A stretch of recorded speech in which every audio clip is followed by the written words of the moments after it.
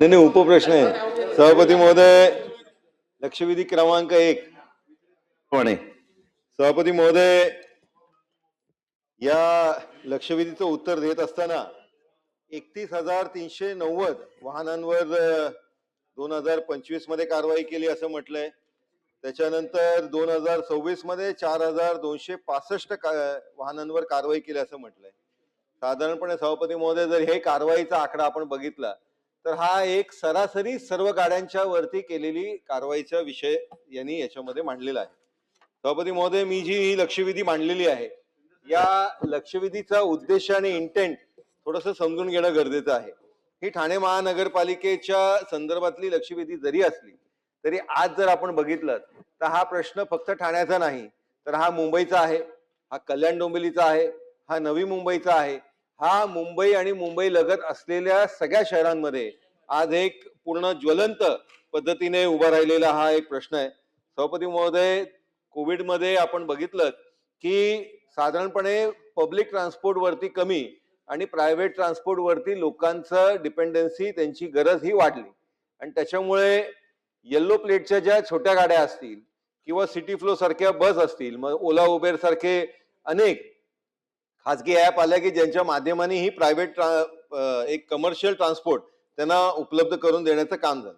आता पुढे प्रश्न निर्माण काय झाला की गाड्यांची संख्या वाढली आणि नंतर एक रोजगारच्या निर्मितीच्या माध्यमाने एक रोजगार उपलब्ध होतो म्हणून माणसांनी किंवा तो जो गरीब व्यक्ती आहे त्यांनी लोन वरती गाडी घेतली, त्या ओला उबेर वाल्यांबरोबर लावून टाकली.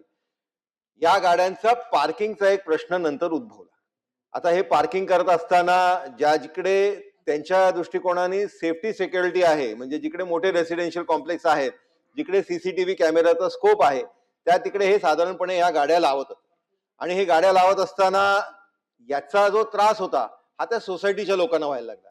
सभापती महोदय, हा एक सामाजिक प्रश्न उभा राहिलेला आहे आणि हा फक्त आपण एक व्यवस्थाच्या दृष्टिकोनाने बघणं गरजेचं नाही, तर आपल्याला समाजामधल्या या दोन्ही वर्गांना न्याय देण्याच्या दृष्टिकोनाने या प्रश्नाकडे बघणं अतिशय गरजेचं आहे.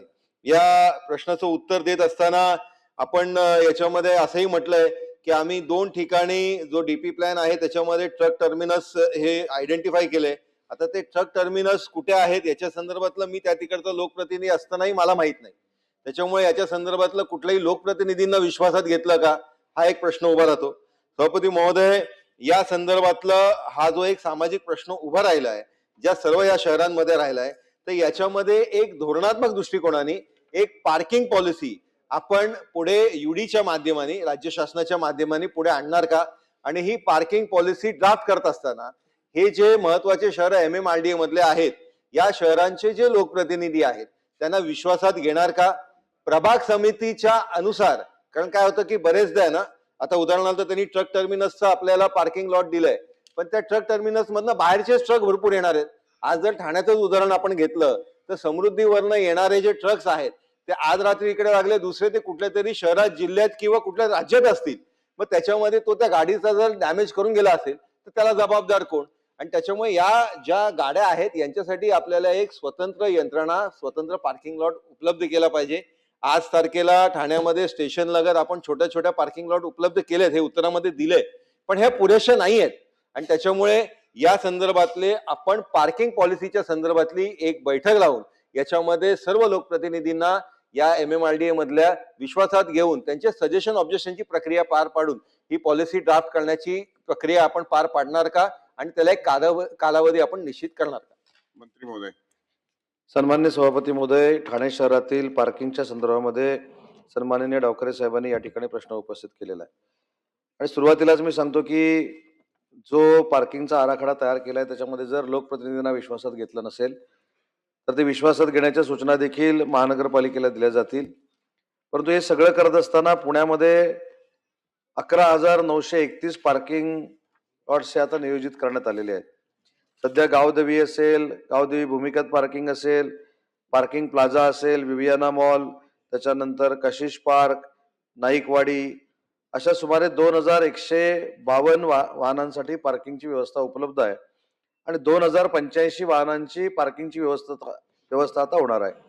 सन्मान्य सदस्यांनी ठाणे विकास आराखड्याच्या संदर्भामध्ये ट्रक टर्मिनलचा जो विषय या ठिकाणी सांगितला त्याच्यामध्ये 7.71 हेक्टरवर 2 ट्रक टर्मिनल होणार आहेत आणि 55 ठिकाणी पार्किंगचं आरक्षण मंजुरीसाठी सप्टेंबर 2025ला हा प्रस्ताव शासनाकडे आलेला आहे. त्याला देखील लवकरात लवकर आम्ही मंजुरी देऊ. आणि सगळ्यात महत्वाचा मुद्दा त्यांनी सांगितलं की MMR रिजन मध्ये जेवढी मोठी शहरं आहेत त्यांचं पार्किंग नियोजन असावं, यासाठी पार्किंग पॉलिसी केली पाहिजे. तर नगरविकास खात्याचे अतिरिक्त मुख्य सचिव यांच्या अध्यक्षतेखाली एक समिती स्थापन केली जाईल. विधानसभेतले MMR रिजनशी संबंधित विधानसभेचे सदस्य, विधान परिषदेचे सदस्य आणि त्याच्यात पहिला क्रमांक निरंजन डावकर यांचा असेल अशी समिती स्थापन करून त्यांच्या समितीनं 90 दिवसात हा अहवाल शासनाकडे आणावा. पार्किंगच्या दृष्टीनं नागरिकांना सोयी सुविधा उपलब्ध व्हाव्यात यासाठी धोरणात्मक निर्णय घेतला जाईल. सभापती महोदय, मंत्री महोदय एवढे मन जाणतात की माझ्या प्रश्नाचं उभं राहायच्या अगोदरच उत्तर देऊन टाकलं मनकवडा. कारण हा वाहतुकीचा आणि पार्किंगचा प्रश्न मुंबई, ठाणे आणि MMR रिजनमध्ये फार मोठ्या प्रमाणावर आहे. त्यांनी आता SEHच्या अध्यक्षतेखाली कमिटी जाहीर केली. मी स्वागत करतो, मंत्री महोदयांना धन्यवाद देतो. परंतु सभापती महोदय, या अनुषंगाने माझे 2 ते 3 मुद्देसूद प्रश्न या ठिकाणी आहेत की जे पार्किंग आता मुंबई शहरामध्ये नवीन इमारतींमध्ये त्या ठिकाणी बांधले जाते, ते कुठल्या तरी त्या ठिकाणी पार्किंगचे ठेकेदार यांच्यासाठी ते त्या ठिकाणी वापरले जातात आणि मूळ पार्किंग व्यवस्था त्या ठिकाणी होत नाही.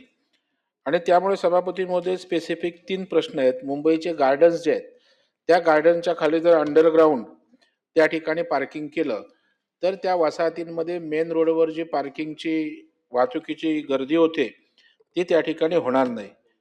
आणि प्रायव्हेट पार्किंग स्लॉट मुंबई शहरामध्ये शुल्क उपलब्ध करून देण्यासंदर्भात एक पॉलिसी आहे, ती काय आहे? त्या धर्तीवर इतर ठिकाणी पण अशा प्रकारच्या सुविधा देणार का, हा एक प्रश्न. व्यावसायिक वाहनांच्या नोंदणीवर काही निर्बंध आणता येतील का? जुनी वाहने बाद करण्यासाठी सरकारनं मध्यंतरी चर्चा केली, त्या संदर्भात काय आहे? आणि वेळेचं एक टाइम मॅनेजमेंट, निर्बंध लादणं किंवा टाइम मॅनेजमेंट करून या सगळ्या विषयाला आणखी आपल्याला सुलभ करता येईल का, अशा प्रकारचे 3 स्पेसिफिक प्रश्न आहेत. मंत्री महोदय. सन्मान्य सभापती महोदय, ठाणे शहर वाहतूक आणि पार्किंग नियोजन या संदर्भातली ही लक्षवेधी आहे. दरेकर साहेबांनी जो प्रश्न मुंबई शहराच्या बाबतीमध्ये विचारलाय हा स्कोपच्या बाहेरचा आहे, पण तरीही त्यांच्या प्रश्नाची सगळी उत्तरं पटलावर ठेवण्यात येतील. लक्षवेधी क्रमांक 2